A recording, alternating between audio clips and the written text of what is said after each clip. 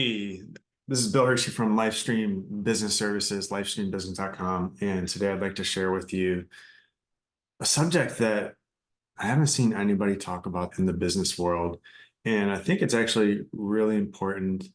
And I'm kind of surprised that I haven't seen anybody talking about this, but I'm also not surprised. Our society is fairly imbalanced when it comes to understanding the divergence of needs that there are between the male and female sides of our population. So we've all been in suspense. What I'm going to share with you now is what I'm calling the moon cycle capacity forecast. This is a way of forecasting moon cycles into the coming months because a lot of business is actually planning strategically, having an idea of how we plan out our work, how we time out our projects. And this, as you'll see, as we step into this, it can be critical in the way of making good decisions around things like, oh, when am I going to plan my launch? When am I going to plan a really big project like a website build? Or, especially if you're already busy, you already have, client work coming through, whether it's projects or daily appointments.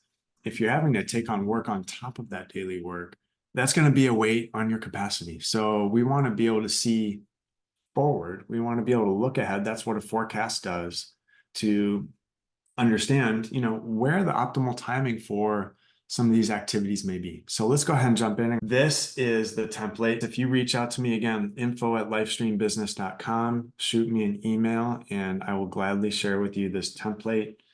This is really just a free Google template that I kind of doctored up a little bit to serve this function. You can change up the color theme if you have a color theme that might work better for you, or if you wanted to match your brand. But I decided to keep it fairly simple here. So this is the template.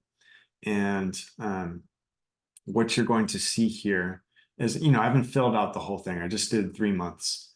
And you'll see that in this scenario, this is someone who wants to run a lifestyle business. They want to be fairly balanced. They don't want to be grinding themselves to the grindstone, right? So them working 100% capacity, it's going to be about 4 to 8 hours per day. So we're going to average that out at 6 hours per day in a higher energy period of the cycle. Then sort of at that critical part of the cycle where the body is doing a lot of repair and detoxification,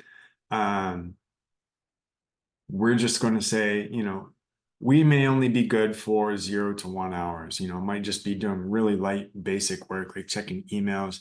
And some days, depending on where you're at in your cycles, and some days you might not have anything in you to do anything. And I want to be able to give you permission that if that's the case, let's design your business to allow you to do that. You can work 0 hours without any guilt, right?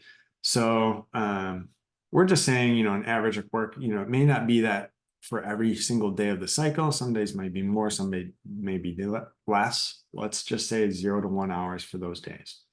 And then there's these transition days, it may be 2 days, it may, vary from month to month.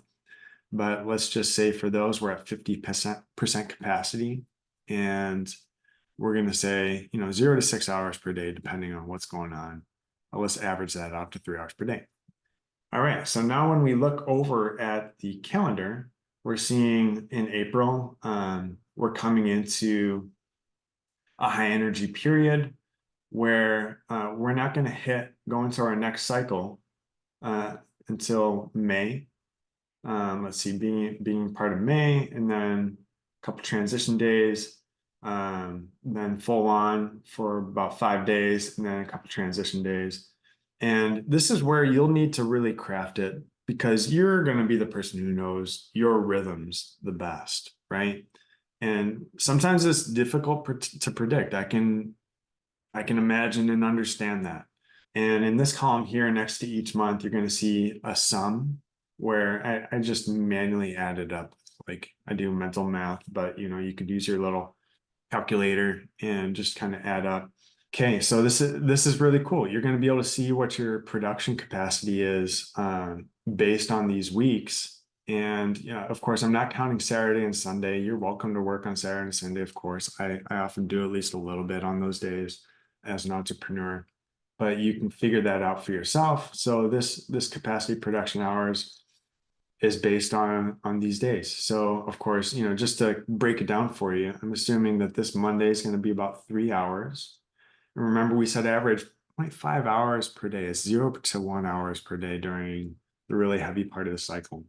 And so it's like 0.5 times 1, 2, 3, 4. So it's um, 2 hours. So 2 plus 3, that's how we get this 5 hours of capacity during that second week of May. So we're not going to plan a launch in the second week of July, right?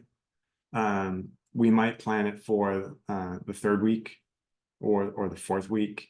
Anyway, I think you get the idea. So if this was helpful for you, I would love to know. And if you can see potential improvements, hey, let me know that too. And yeah, so I wish you all the best.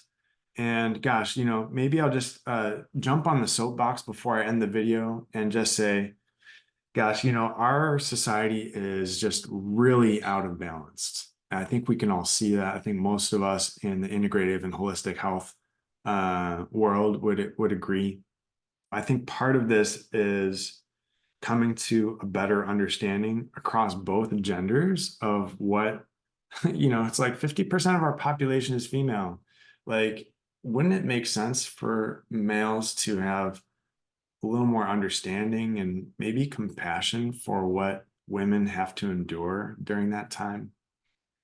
And, wouldn't it be wonderful if women and girls received education on how to take care of their bodies in an optimal way so that they don't suffer from health complications and crises later in life from just powering through this vital time of rejuvenation and um, repair when rest is really needed. So there's a lot to say there. I'm not the specialist on that subject.